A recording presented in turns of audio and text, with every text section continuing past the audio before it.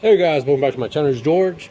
So I got this 2-foot section here of battery cable, and I'm going to be putting one of these wire lugs on one end and a quick connect on the other end.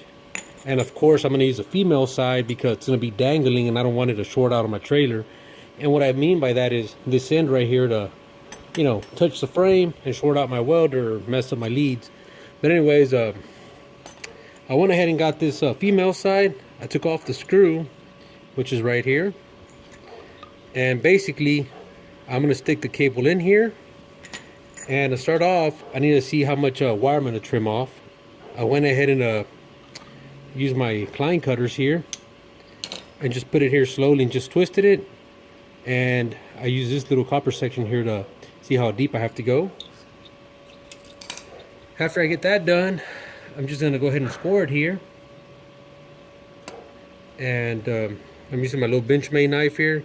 You can use whatever knife you have or whatever tools you may have. And I'm just going to be, try to be careful and keep all the strands as close as possible. That way we don't have trouble feeding it. Next thing to do will be to insert this copper section here, which is kind of like a, I don't know if it'll be like a bushing or a reducer, but or it might just help it whenever you tying the screws to not twist it or something. I'm not gonna get technical because I'm not too sure. So all I know is it goes in here. So once again, I'm gonna go ahead and slide that copper piece in there, the wires in there, and I'm gonna go ahead and crank this Allen wrench just like so till it's snug.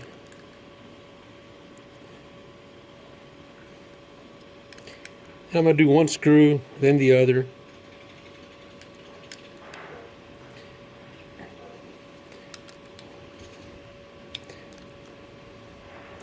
And I did say snug, but I think you want to get them tight. So once you got that ready, you can go ahead and put this cover. Unfortunately, I have a terminal here, so I can't slide it, but I am going to cut it down because I need a 1/2 inch eye here, and this one has a 3/8, I believe. So I'm gonna cut it.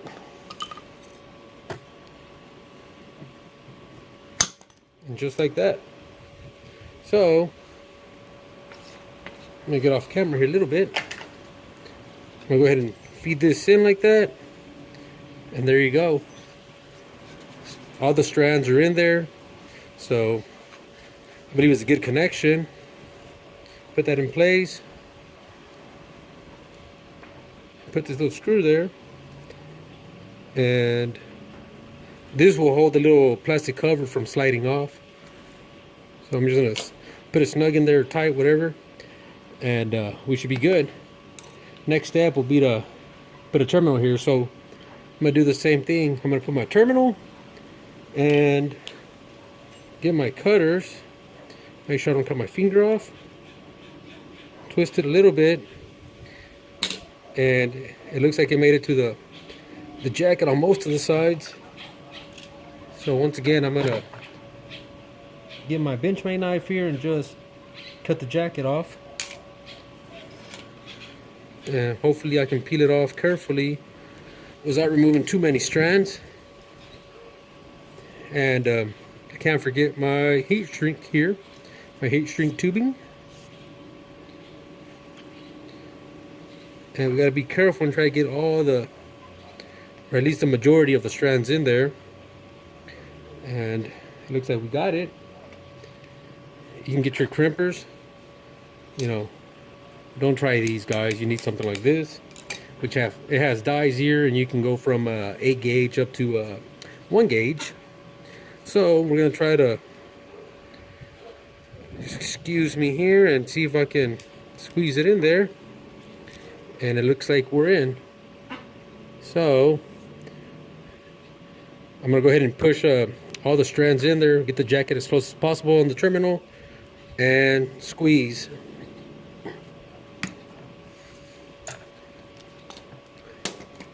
And hopefully that should do it there. These are 2-aught terminals, and hopefully I don't have issues. And if I do have issues, I'll start seeing some overheating here, or, you know, I'll see some discoloration. But I think it'll do. It'll be fine. Next step will be to put the heat shrink tubing on there. And if you have a heat gun, it'll be a lot better, a lot faster. So as you can see, it's heavy duty stuff, so it takes a while to start shrinking.